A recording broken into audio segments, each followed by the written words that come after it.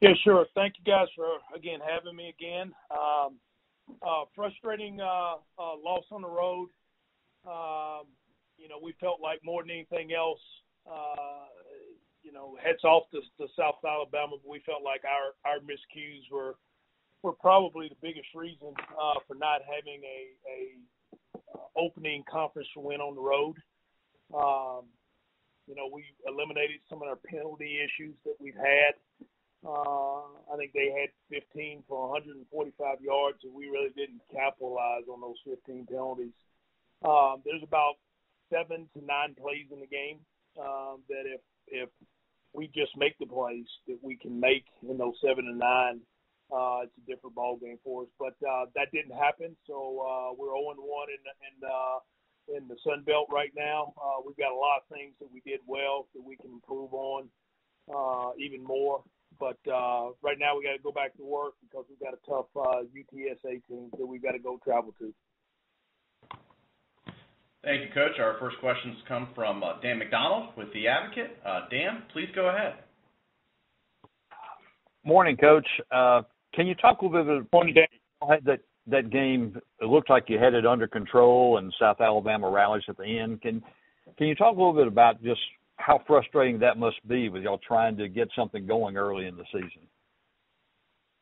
Well, obviously, Dan, it is frustrating. I don't think at any point in time that we really had the game under control. That's the score really doesn't indicate how close a game that was anyway, because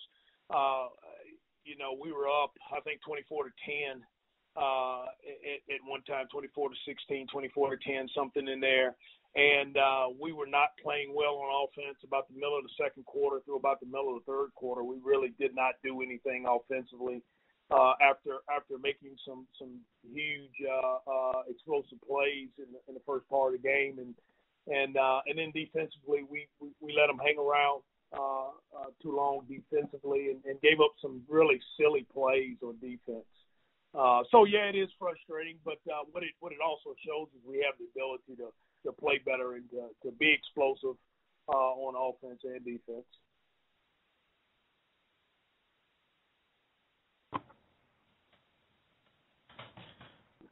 Dan, are you there? Yes, appreciate it, Coach. Yeah. All right. Thank you, Dan. I know we were trying to get Tim Lewis in the queue here. If the operator is able to open up Tim's line now, that'd be very helpful.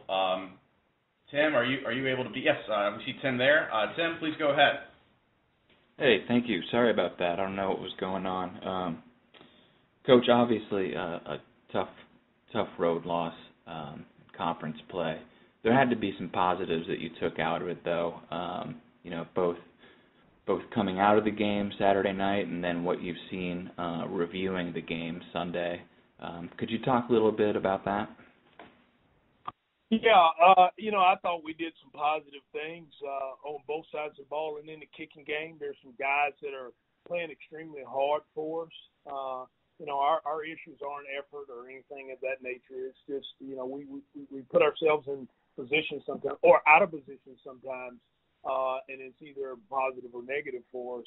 All our mistakes are things that we can correct. And again, it's not a lack of effort. I felt like Willie Jones improved in the ball game, so he's made tremendous strides from game 1 to game 3. He's got a tremendous amount of athleticism. Does some good things. We're able to throw the ball down the field better. We wanted to take some shots, and we did. And made a few plays down the field. I felt like Anthony Taylor and Robert Brown gave us a great combination in the backfield running the football. Defensively up front, I felt like we played fairly well. We gave up 2 explosive plays. They're all speed option perimeter plays. We really didn't give up anything inside in the run game, so I felt like interior of our defense played fairly well. Brian London played extremely well on defense.